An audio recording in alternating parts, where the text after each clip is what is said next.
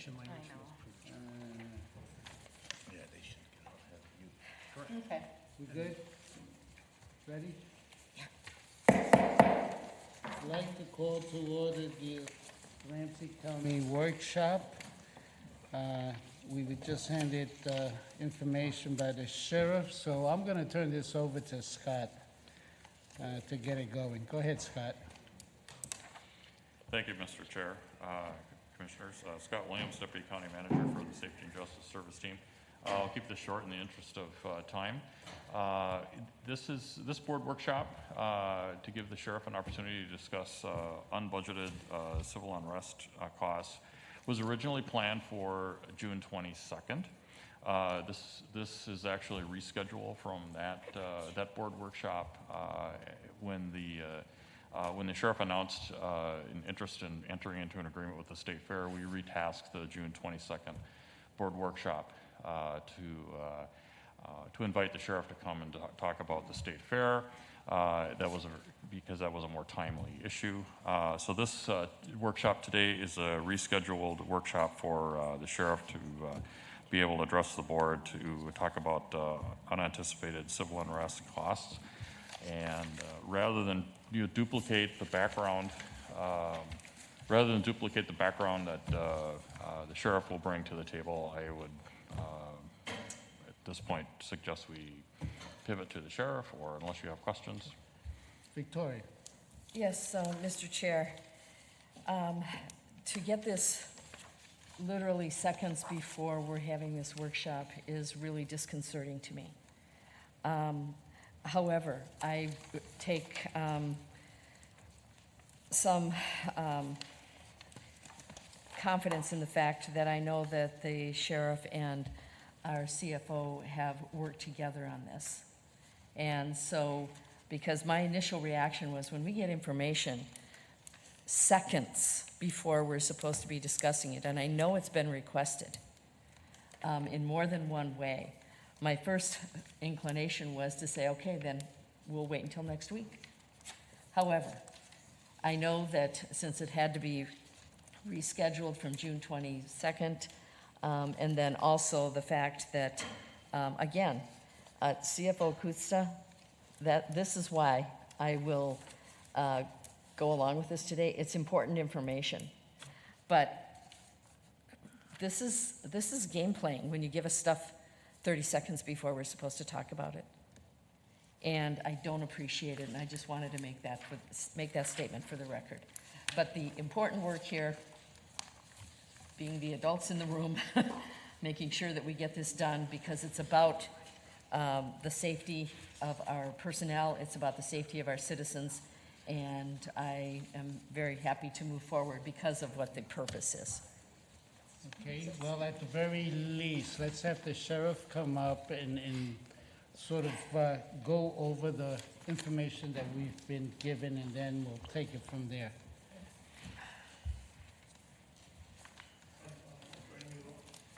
First of all, Commissioners, I want to respond to that briefly, but first I want to thank Commissioner Ortega for his compliment out in the hall.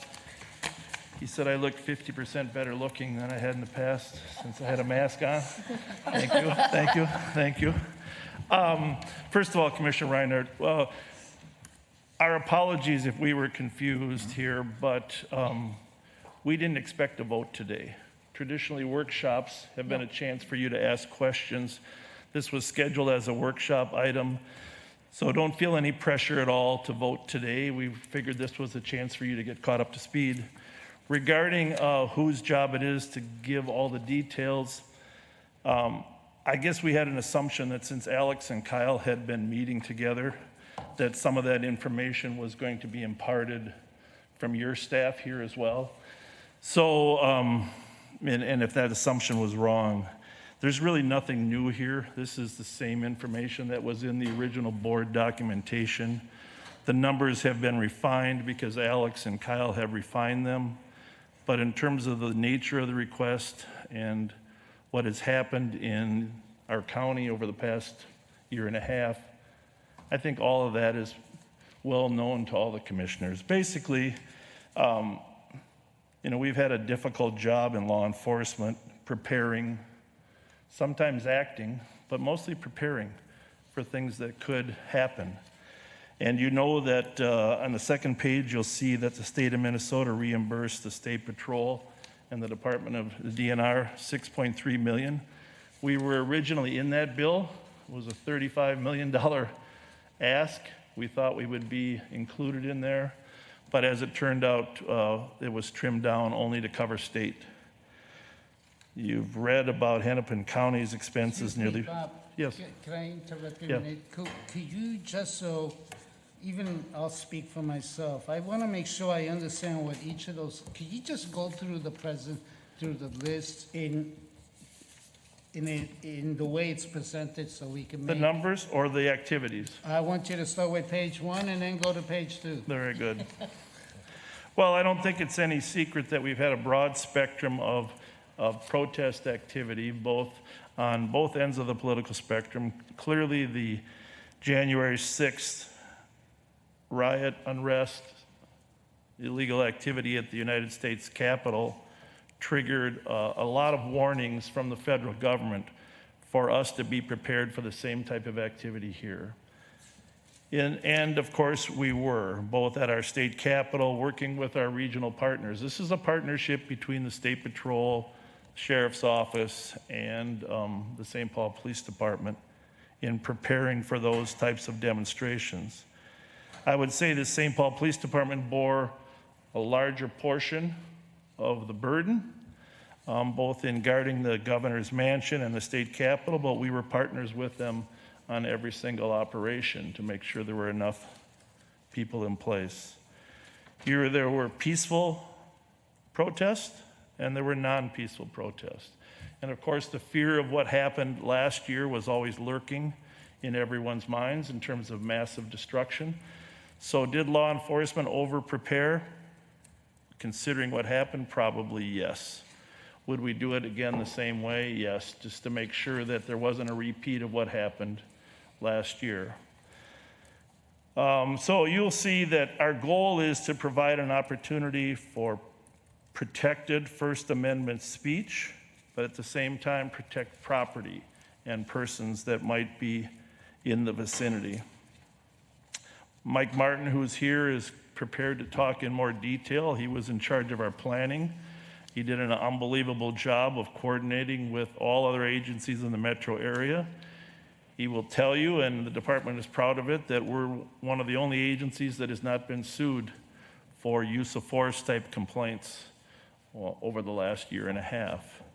And that the damages to county buildings, government buildings in Ramsey County, really very minimal, and the damage in the suburbs, very minimal as well. We went to some great extent to help protect strip malls and other likely targets out in suburban Ramsey County as well. And of course, as Alex can brief you, some of that cost is being paid for by the contract cities, and that's why there's a reduction here in the line item on the second page. So Bob, can Yeah. you tell me, go down to the next bullet, Operation Safety Net with Chauvin and so forth, just so we get a sense of what our... Well, we were participating in all of the Operation Safety Net activities, but we did not go to downtown Minneapolis. We did go on the first night to Brooklyn Center, Brooklyn Park. In the Dante Wright incident evolved, there was a mutual aid request, but we did not participate in the ongoing basis there because we wanted to protect our side of the river. So, well, Mike, you want to take over and just talk a little bit about more detail? I'm not sure how much detail you want on each one of these events, but Mike is in the best position to sort of give you any detail. Okay, Mike? Thank you, Commissioner, and thanks for having me.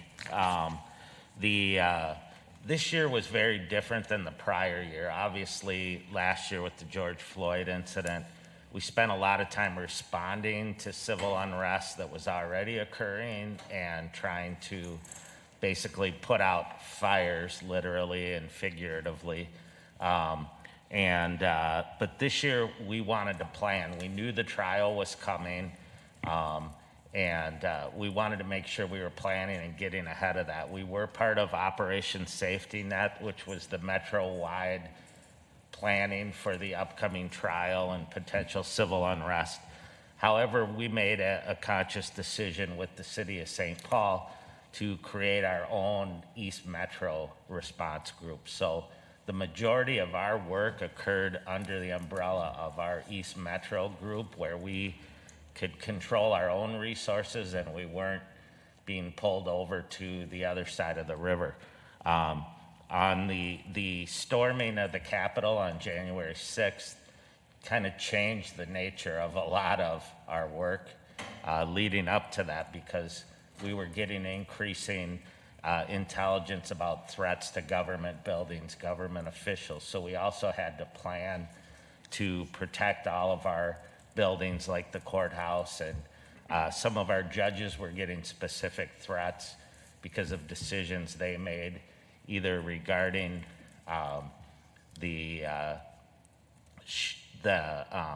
some of the hearings leading up to the Chauvin trial, but also the Line 3 and some other issues.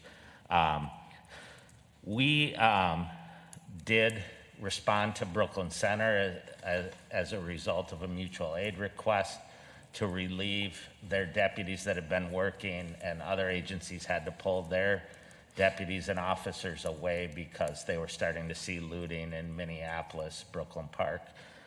So we assisted basically in keeping their police department from being attacked on the first night as a result of the tragic shooting of Dante Wright.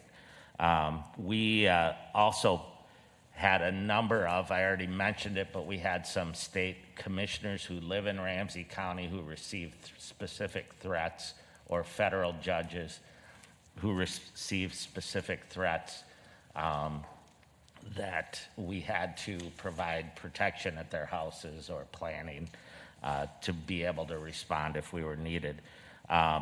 We also had to protect our buildings, obviously. I told the sheriff this morning that I think we're the only jurisdiction in the metro area that didn't have significant damage to any of our government facilities, which we're very happy about.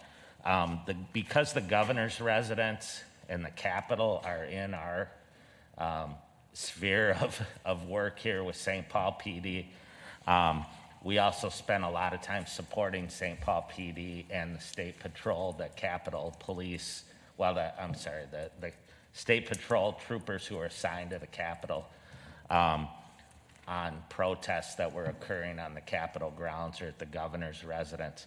Unfortunately, unlike in the past where we were primarily dealing with one group or one political ideology at a time, we would have counter protesters showing up that were armed. Most of them were far right groups that were there to counter what they felt was government oppression or the governor's mask orders and other his executive orders. So, and some of those folks provided an imminent threat to not only public safety, but also to the people who were peacefully protesting or exercising their First Amendment rights. So we had to be there to kind of run interference between the groups on multiple occasions.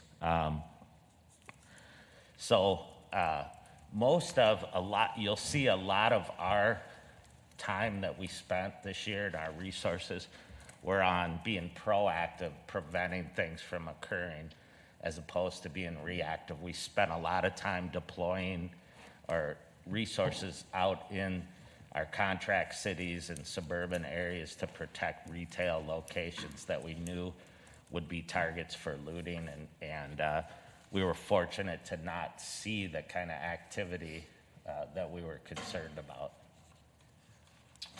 Okay, thank you. Before we go on the budget, Tony, I have your hand raised. And thank you. This will go to the budget, of course, as you begin to explain it. I just want to appreciate that you've had the opportunity and have spent time working with Director Kutza and have gotten to a point of bringing forward these numbers, which are adjusted, refined, such as to account for the discussions that have been had. And as we go to the budget, as we go to the expenses that we see here today, with some preparation, we might have asked these questions outside of the meeting. But seeing this today, I would just like to hear you share with us what kind of man-hours this represents in terms of the work that has been done. First, I'd say thank you. We are glad for the planning and the preparation that existed against a number of activities that you've listed here. Would that kind of planning and preparation had existed, for example, at the U.S. Capitol, so that we could have prevented some of what happened there. But at the same time, I think we want to hear about what this represents in terms of man or woman hours or days, if you will, against the kinds of potential threats. So I just wanted to, as we move to that budget page, ask those questions. Well, I think what I'll do is I'll have Mike give the big picture on terms of the shifts and the hours that people were placed on. And then I'm going to have Kyle come up here and talk more specifically about the person hours that you're referring to. Mike has an important meeting that he has to get to. He'll have to leave in the next 7 minutes anyhow. So you want to give a little bit about the big picture in terms of staffing and planning. And Kyle, maybe you're prepared to talk about the more details. We tried to, as much as we possibly could, assign people that were on duty, but on top of that, we had to switch to 12-hour shifts because just to have enough folks during some of these periods, it's not the entire budget that's covered here, but there were times when we knew, like when the Chauvin trial verdict was coming out, that we needed to have all hands on deck, basically, and at the same time be able to maintain our normal operations. The actual budget numbers, we have a mobile field force that we use to respond to and to protect against problems. That last year we realized we just didn't have enough people that were trained. So some of this was training to ensure that all of our deputies were trained in de-escalation and techniques for protecting and operating in this kind of environment, which is different, so that they knew what to do when people were throwing things at them.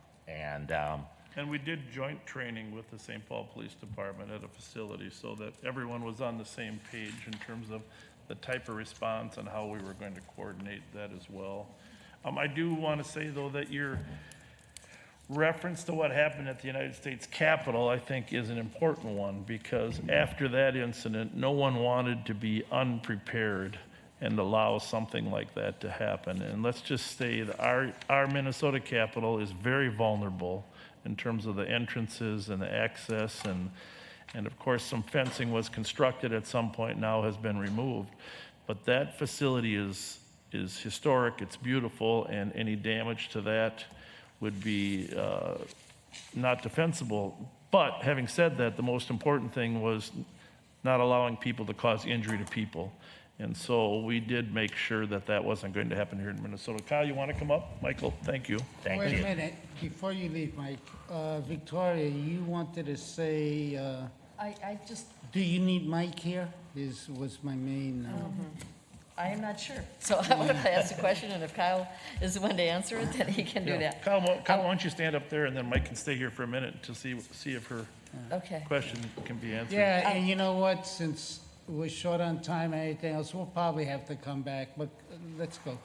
Okay, well, and this is a workshop, and so there isn't a vote that is taken here. So the reason of why having this information ahead of time, and Alex did provide the basic information on the budget portion of this, but the reason is so that we have a chance to look it over so that we can formulate questions. That's the reason for having information ahead of time. Because all the work that was done has kept us protected. and I just want to say how much I appreciate that. My question is on the second page, and it's regarding the contract cities, which I don't have any in my district, so. But my understanding is the contract cities, the services that they pay for are patrol services. And so I guess I was a little confused if it was civil unrest response services. That's different than just patrol services. And you provided civil unrest response services specifically all across the county. Correct. And so did they have to pay extra for that because that's in addition to patrol? Yeah, I can answer that question. The answer to that is, that's the proposal that's on the paper here. And that's, I think, an agreement that Kyle and Alex came to in terms of spreading out the cost. Okay. So the amount, I think, is around $110,000 from this total $1.4 million that was suggested to be paid by the contract cities. Okay. Now, having said that, you're correct. One could argue that the entire civil disobedience in the county could be paid for by county dollars. But let me suggest we did more work in the contract cities than in the non-contract cities, because we had a primary obligation where Roseville was protecting Rosedale Mall, Maple was protecting Maplewood Mall. We were protecting the commercial strips in our contract cities. So we felt that that was justified that they would, since they had enhanced service during that period, that they would pay some additional cost. Thank you, because the non-contract cities also had additional costs. My wife would be with you. She would say we should just do it all countywide instead of making contract cities, but Okay, that was hold where on. we came from. Mike, I have a- wait. I have a just- really quick question for you, Yeah, Mike. Just as you've laid out this stuff on this front page, most of the things laid out here, the primary duty would fall to the State Patrol, covering the governor's residence in the Capitol. And you said we had mutual aid agreement. In that mutual aid agreement, is there any reimbursement there from the State Patrol? Since they got money from the state, can we do a mutual aid request of what we provided that was backup to them? Generally, mutual aid is not reimbursable. Okay. I wish it was, but the answer I think is no. I don't know that we can make that request. And part of it is, what would happen is the state troopers would be responsible, for example, at the governor's residence, and would be protecting the residents, but they would also be at the Capitol, because oftentimes marches end up there. And what we would be doing most of the time was working with St. Paul to help with blocking intersections, responding to problems, and trying to keep groups apart. So, Thank you, that's helpful. thanks. Okay, go On ahead, that question, on mutual aid, because I remember this conversation, I thought happening at the legislature, because, Minneapolis did ask for a lot of mutual aid, so all these communities were like sending all this help, and they're like, wait a minute, we can't just bear that burden, even though generally mutual aid is not reimbursed. So I thought that they got some money, even though I know they didn't get as much as they wanted from the legislature. I thought there was some state funding for some of that mutual aid. Are we convinced that there wasn't any money for mutual aid in this regard? Because I just feel like this was a conversation that they were having at the legislature. Do we know? Well, I can't answer definitively, thanks, Mike, but I can tell you that the legislation that passed, all that money went to the State Patrol and DNR, and they were overwhelmed. They put in, if you watch the video of the work they did, the State Patrol, Mobile Field Force, everywhere was everywhere. And the costs that they absorbed were significant. So I don't know the answer, but I know that we've asked and we've been told that there's no money available. That's all I know for sure. So, Bob, let me ask you this, does St. Paul get any aid? No, No? no. So St. Paul Police didn't? And as long as you've opened the door to that conversation, you probably read recently that there was some money transferred to the police department to cover some of their additional overtime expenses. But that's going to be a small amount. That's about $900,000 to $1 million. And I think some cities are utilizing their I'll call them COVID dollars, though that's the wrong term, to actually reimburse their police departments for expenses during this period, because I think President Biden did allow for some flexibility there. But, so, my question being, was there any state reimbursement to St. Paul? The No. answer is no. No. Okay, Jim? And then- Yeah, I guess I want to take a little turn here. I want to hear from Alex in the finance department, you know, kind of the work that you've done with Kyle and the sheriff's department to validate hours, to kind of get to a number, and what your thoughts are on that. Mr. Chair, Go thank you, ahead, Commissioner McDonough, for the question. Just a couple things. I did read the actual bill that allocated the money at the state, and it was very narrowly written to support the state response and not other responses. I will check with government relations to see if they added anything I didn't see, but there was no possibility. We explored that extensively. I do agree, Director Meestad and I have been working regularly. We've been meeting regularly. This board asked me to go back, meet with him, understand the civil unrest costs. I got to meet with Mike also, understand at what point would we send people out? How is that? How do we review a request? How is it done? How does that lead to time coding? And really what I focused on was, where is the civil unrest being coded in terms of payroll codes, and looking at what makes sense to me, just like last year when finance brought up a proposal in September to this board to request reimbursement for civil unrest. That was based on time coded to civil unrest, and it was exclusive to overtime. The number here that you see, the 868,530, is also exclusive to overtime. And Director Meestad and I went through all of the codes, and to his credit, he pushed back on me, I pushed back on him. We found a spot where we all agreed that these were overtime-related codes. It is not Finance Department's job to determine whether the board would want to reimburse that. That is up to all of you, but it is consistent with what we did last year and is consistent with what's been coded in the Sheriff's Department to civil unrest related to overtime. Go ahead, Jim. Yep. Thank you, Mr. Chair. Just a couple quick follow-ups, because this is important work, right? We need to have some validation from our finance people and get to that number. And I'm hearing that, you know, the work that Kyle and you, Alex, have done has gotten to a number. You know, then the next piece is about, you know, the trust and the confidence we have in management decisions about how we respond to public safety concerns in our community. And Sheriff, as you point out, you know, number one, keep the community safe, keep everybody safe. But then there needs to be some trust, right? Because you're independently elected. The accountability on that decision-making, you know, in the end, for us to be able to be supportive, we have to understand that there's some working partnership where there's a two-way street of trust.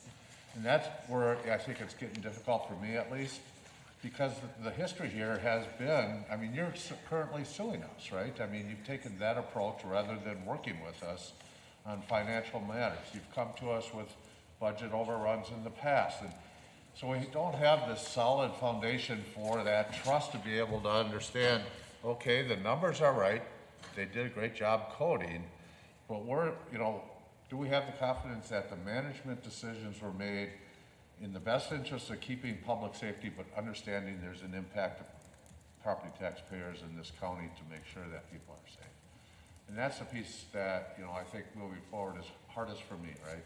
I want that level of trust with your office to be able to say, when our finance director comes to us and says, after all the work, we agree with this number.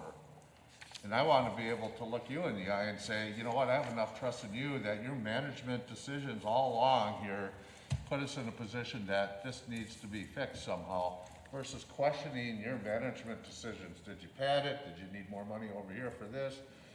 And, you know, I just need to say that publicly, and you know, my hope is, you know, whatever moving, you know, we're gonna have to get through this, but we need to figure out a way where that relationship is stronger, right? I mean, we don't have that contentious relationship with the county attorney, you know, for whatever reasons, but I see a lot more effort from him in his relationship with us, so that when we get in a crisis situation financially or policy-wise where we need to work together, that foundation is there. I don't know if that makes sense to you or if it makes sense to my colleagues, but that's where I'm at. I want to make sure we keep this community safe. I want to make sure you guys have the right resources to be able to do that, but I also want to have confidence that good management decisions are being made and recognizing in the end, someone has to pay for those. Is there anything that we've done that you think wasn't a good decision? I don't know about this, but absolutely. I mean, You regarding- hired two people, it cost us $125,000 to All fire. right, we're I've back- read the we're back to reports. old news. You gave contracts to your campaign manager that I've never seen any report back that they were other than just contracts to your campaign manager. So I mean, there's things here that have occurred that have put us in a position that you can't take these in isolation, Sheriff. I mean, trust comes from the strength of. And should we debate the false statements that you've made at this county board regarding other things that have gone on? Should we go into that? I'm sorry. Commissioner McDonough, should we debate your false statements that you've made here at this board?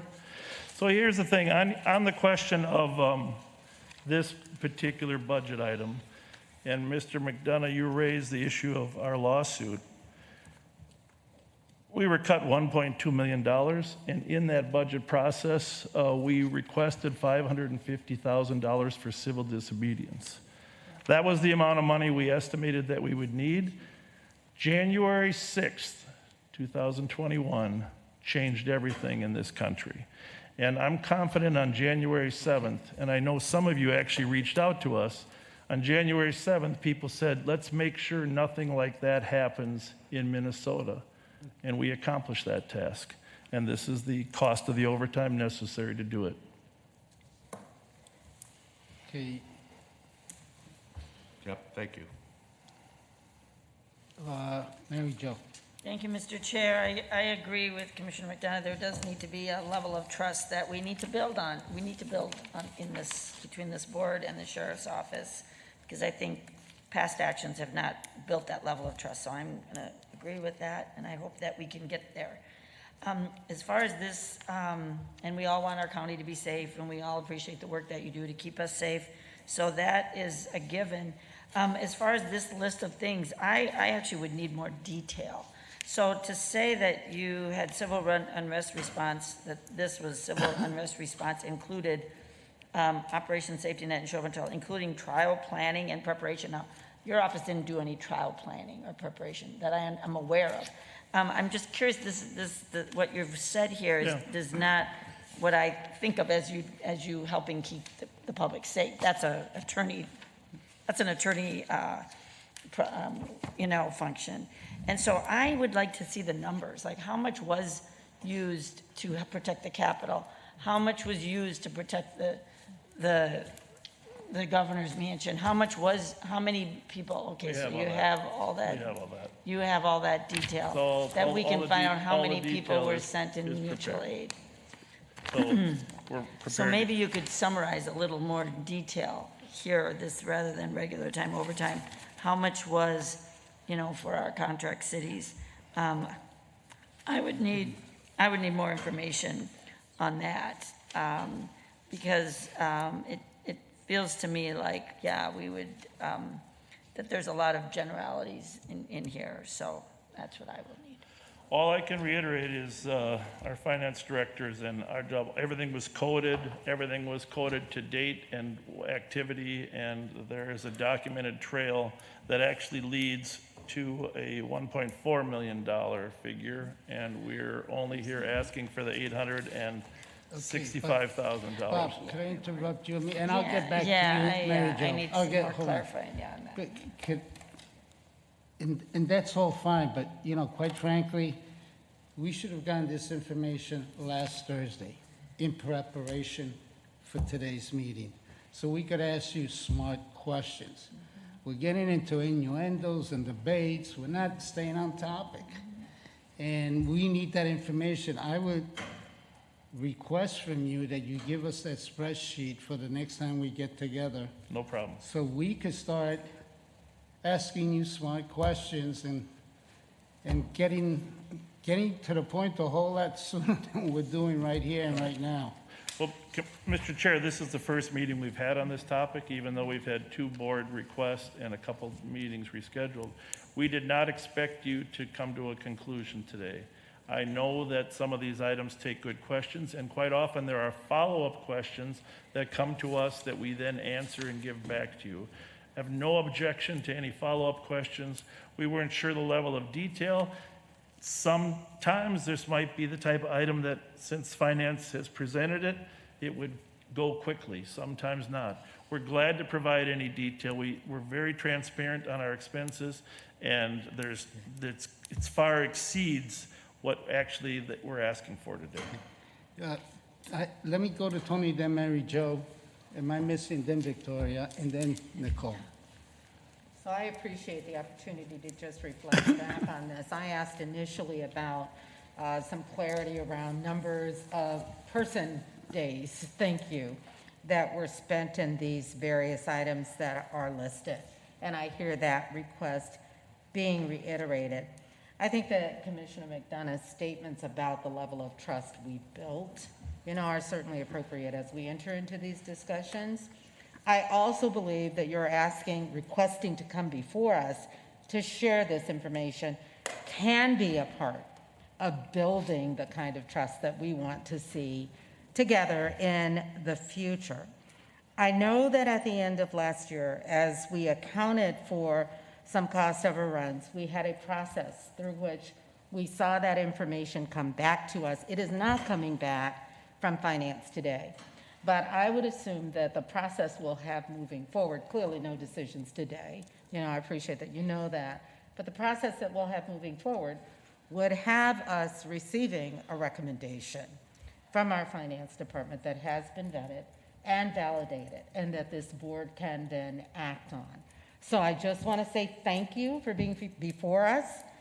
This is the kind of conversation that in a relationship as electeds that we will have in the future, we should be able to have without the kind of angst and concerns that have risen forward today. So we're trying to normalize that relationship, and I appreciate all of our work to do that. We're hoping for that forward beyond this plate, but in the meantime, we're looking forward to that next process, and I'm checking in with you, County Manager, that would have us receiving on RBA potentially from our finance department, from County Manager, recommended for our approval. Could you speak to that? Is that all right? Madam Chair, Commissioner Ortega, thank you for the question and many of the other pieces of feedback as we talk today. I believe this board workshop emanated out of conversations that you and the sheriff had following the initial request for board action for the $1.4 million in reimbursement earlier this year, and a need to better understand the context and everything else. That's what brings us to where we are. You're right about the process. We also wait until later in the year, not because we're trying to short departments money, but because as the year goes on, you have less money at the end of a year than you do at the beginning. So if you do the quick math on $860,000, it's approximately 1.3% of the sheriff's overall operating budget. This is not an immediate, they don't have money to pay their staff or take care of other operations tomorrow. But I also want to acknowledge their unforeseen costs according to the billable line, as Director Kutza explained, that may go above and beyond. And so we work with departments to try to manage their costs during the year so as not to put additional undue stress on taxpayers by the end of the year. And then we have that conversation later in the year to say, this is what the department did to manage those costs. This is what we saw as the number, and this is where it all ended. So that's the normal process we traditionally follow. I would propose that we would follow the same process here. And unlike other areas where we're just doing that work as the year goes on, we're daylighting that here with the sheriff today to talk about some of those numbers. Thank you. Mary Jo? Thank you, Mr. Chair, and I appreciate all of this conversation, and I do appreciate that we're having this conversation right now, and I appreciate that you worked with our finance director, and I have confidence that they've analyzed the coding that you did and have presented that fact for us. But as you understand that as a policy board, we get to decide where our money is spent. So finance presents us with the dollars, but then we figure out, is that the best use of dollars? And we're working on the trust with you that when you tell us it's the best use, that we understand that we believe that that's the best use. And so that's the conversations that I'm going to look forward to having.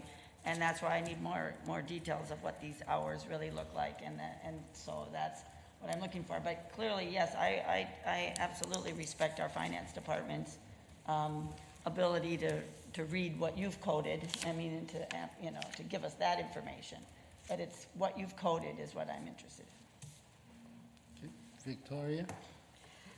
Well, I mean, we've talked about it before as far as the trust and communication and trying to keep that open. And it is frustrating when we're out and about, or we get emails, we get phone calls. And I used to say that the most commonly asked question from somebody that finds out you're a county commissioner is, what does a county commissioner do? The most commonly asked question right now, when people find out that I'm a Ramsey County commissioner, is, what the heck's going on with your sheriff? Really? Yes. Interesting. And it's not in a good way. No, it is not in a good way. Because Well, they'll have it a is chance frustrating. they'll have a Can I- chance to can express I- their opinion I next can- year. Mr. Chair, can I finish? Thank you. The fact of the matter is that it is frustrating when we have surprises that involve dollars. And that's where we come into play here. Other decisions and things that you've done or are doing, if we had information on it, and especially if it involves dollars, is where you build trust and communication. And you and I have known each other for a long time, not as long as you've known Commissioner McDonough, but we've known each other for a long time, and I do feel like we can communicate, and we have communicated. But there's just been a lot this last year that didn't happen in. And so I know we can get there. I'm confident we can get there, and I just hope that that happens. And I think that that's taking a very proactive view. You know, we are where we are right now. Okay, well, let's try to do better as we go forward. And that goes both ways. It goes both ways. And so when this comes back to us, I have confidence in this, as I stated at the beginning. My issue was the fact that I didn't have the backup. And so to be able to formulate the appropriate questions until just before this meeting. But we're going to get the detail on where this money was spent as well. And so I think that that's going to be helpful to us as well. But I assume this will come back probably next week or sometime soon. Well, let's just say it isn't going to come back, as far as I'm concerned, until we get the information we're going to request. Okay. Well, whenever, yes, and we have that. So I just, again, with all respect for what you do, and I know that we all have the same goal in mind as far as public safety, and I know you do as well. But we just need to have better communication, and that will build the trust. Commissioner, on this item, outside of the fact that this document that we've given you today could have been delivered Thursday or Friday, on this item of spending money on civil disobedience, how could that have happened differently? It's for us to communicate with you, because it's a changing environment. The intelligence, the threats, the protests, every single 2 days, there's a new one that would come up. So it would be impossible for us to double check with you on the expenditure of civil disobedience law enforcement. So I'm just kind of curious how you see that working. Mr. Chair, my comments were not based just on the civil unrest. Got it. It's other decisions that have been made that people are contacting us about that do involve dollars, because when you have deputies, when you have people doing things, there's a dollar amount that's attached to that, where they could be doing something else. So we get questions about it. Okay, But it's good. it's not about the civil unrest. Good for me to know it's not about this, because I know at our last meeting you said that you were quoted here at the meeting saying when we get civil unrest costs that are over and above, that you would take care of that. So that's one of the reasons we took some favorable impression that you were willing to cover this from our last meeting that we had. So, And I think I stated that today as well. yeah, thank you. Commissioner Fennell? Thank Nicole? you. Yeah, and I'll say, I think it's clear, and I really appreciate the work you've done with our CFO and team to, validate that these are valid expenses. This was the money that was spent, and clearly it did the job. We were safe, and I really appreciate that. I think the question for us is, did we right-size it?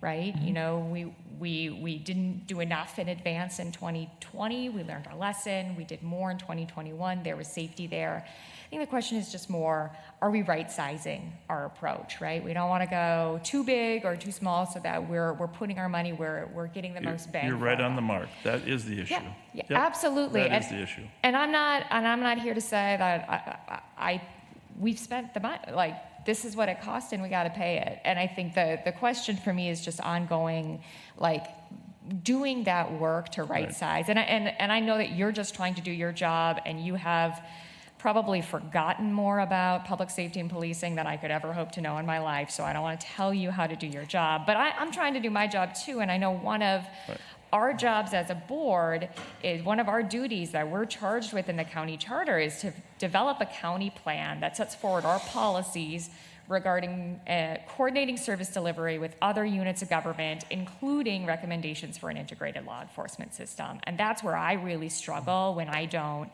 because I don't know as much about this, being able to have workshops like this and, you know, even the state fair, those conversations help me understand that thinking. So I feel like, oh, well, we can really do some more coordination. Like even last week talking about, you know, is this an opportunity for coordination with our Healing Streets unit for violence prevention? Can we help support you in that way? So that for me, I want to make sure that we are getting the most bang for our buck and that we are making our smart investments. And that's where I don't know enough. So being able to sit down with you all and your team and have more of these conversations. And I mentioned this at the conversation at the board meeting about the state fair, but I'd love for this to be more of an ongoing conversation and an opportunity.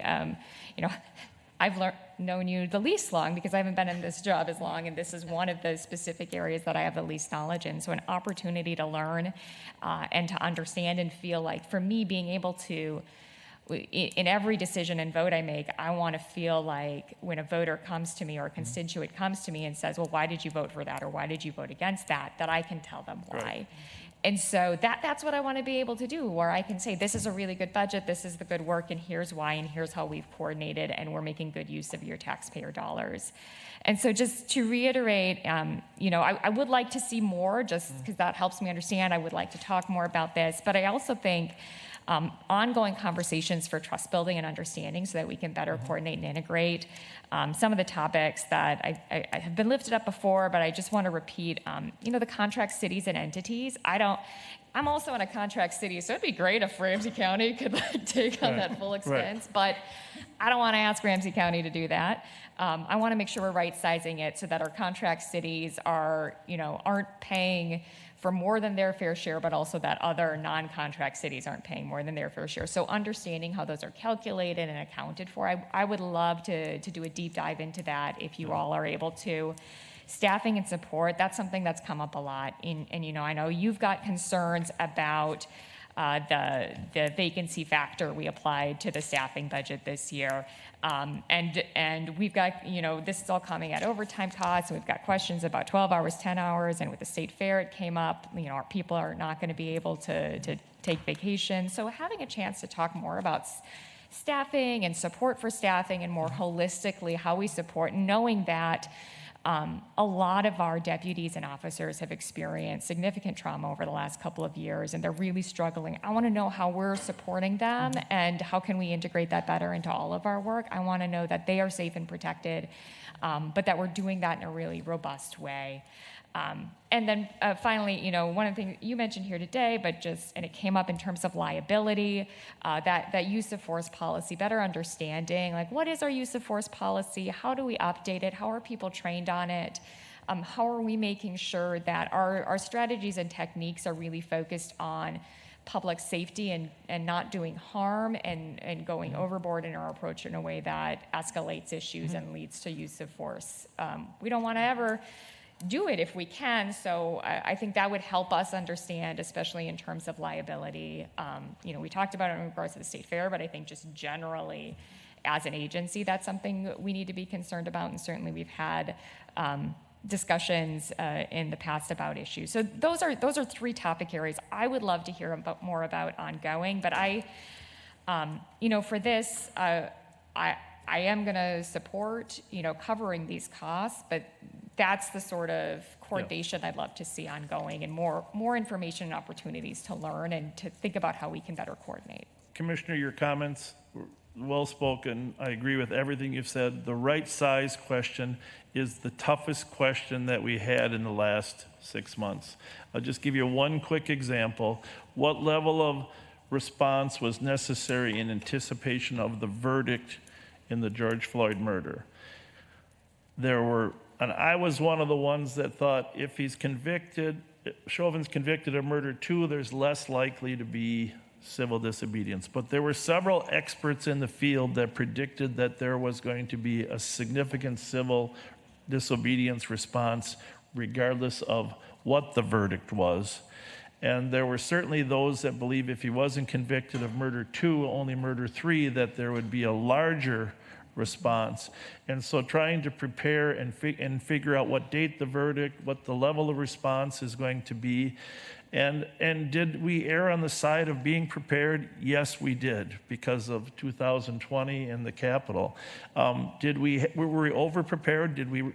Yes, we were over-prepared, since the public responded in a fashion that they didn't start burning and looting.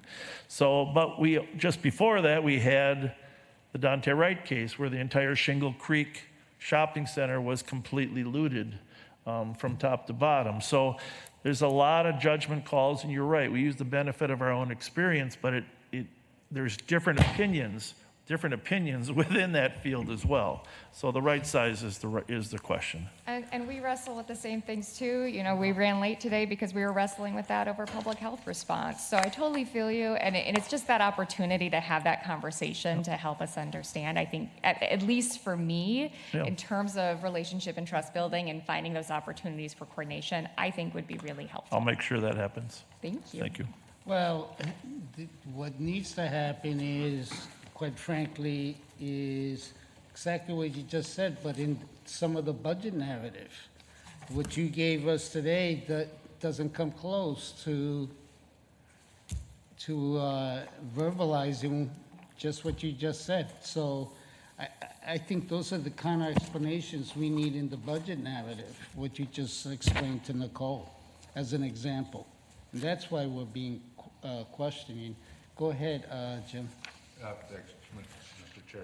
I think, the right sizing, or I use the word management, but is a big question and the important question. But I think there is one more piece here that's next, right? And I don't want it to be left unsaid, because Ryan raises a really good point. There isn't a department that we fund in this county that doesn't have some external force making them respond in a way that wasn't necessarily a part of their budget, right? They couldn't prepare for it, whether it's something unique or it takes more resources than what they thought.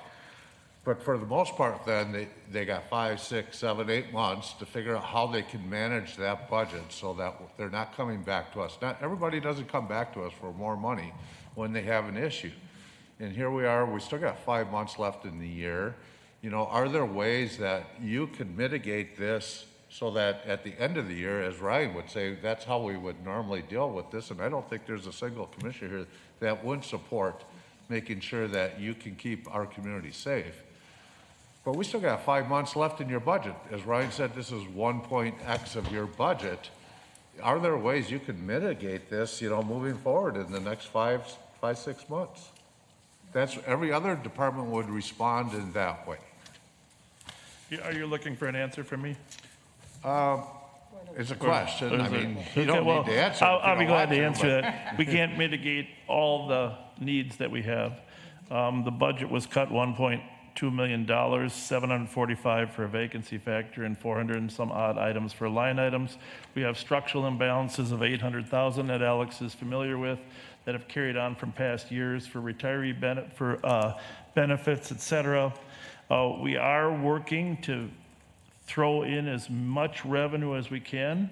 Our gun permit application revenue is up. We're proposing $500,000 this year that would go apply toward that. There are some inmate funds that we might be able to apply toward that as well.